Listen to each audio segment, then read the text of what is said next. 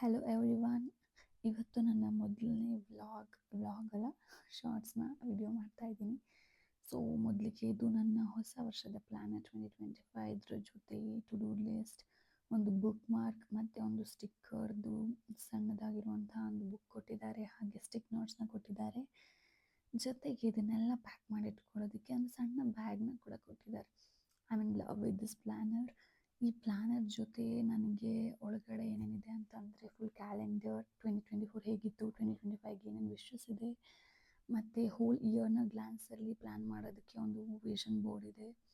ಹಾಗೆ ಜೊತೆಗೆ ಏನೇನು ಪ್ರಯಾರಿಟೀಸ್ ಇದೆ ಈ ಇಯರಲ್ಲಿ, ಏನೇನು ವಿಶಸ್ ಇದೆ, ಗೋಲ್ಸ್ ಇದೆ, ಇದಕ್ಕೆಲ್ಲ ಸೆಪರೇಟ್ ಕಾಲಮ್ನ ಕೊಟ್ಟಿದ್ದಾರೆ.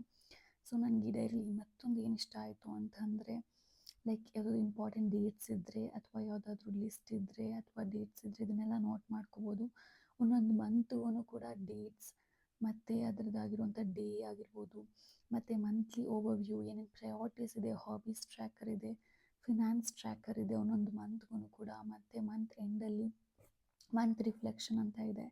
ಸೊ ನಾನು ಏನೇನು ಮಾಡಿದೆ, ಗೋಲ್ಸ್ನೆಲ್ಲ ಅಚೀವ್ ಮಾಡಿದ್ನ ಅಂತೆಲ್ಲ ರಿವ್ಯೂ ಮಾಡ್ಬೋದು. ಸೊ ಹಾಗಾಗಿ ನನಗೆ ಈ ಪ್ಲ್ಯಾನರ್ ತುಂಬ ಇಷ್ಟ ಆಯಿತು. ಮತ್ತು ನಾನು ಡೇನ ಪ್ಲ್ಯಾನರ್ನಲ್ಲಿ ಪ್ಲ್ಯಾನ್ ಮಾಡಿ, ಜೊತೆಗೆ ಅದಾದ ತಕ್ಷಣ ನಾನು ಭಗವದ್ಗೀತೆನ ಓದ್ತೀನಿ.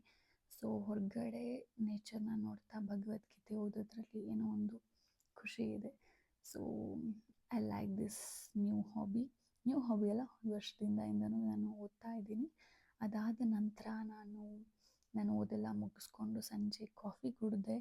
ಕಾಫಿ ನಂಗೆ ತುಂಬ ಇಷ್ಟ, ಬಟ್ ಆದರೆ ಎವ್ರಿ ಡೇ ಕುಡಿಯೋಲ್ಲ. It's not much good to health ಅನಿಸುತ್ತೆ, because black coffee is good, but normal ನಾನು ಕುಡಿಯೋ ಕಾಫಿ ಅಷ್ಟು ಒಳ್ಳೆಯದಲ್ಲ.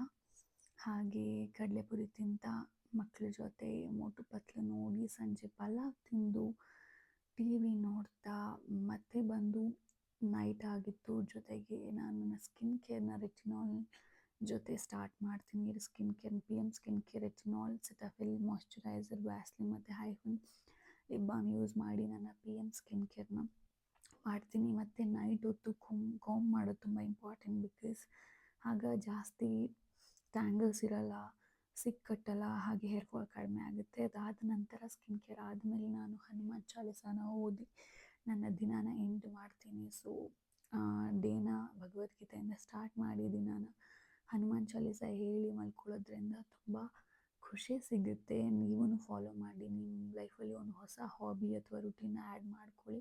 ತುಂಬ ಇಷ್ಟ ಆಗಿದೆ. This is my first very vlog or shorts. Thank you so much for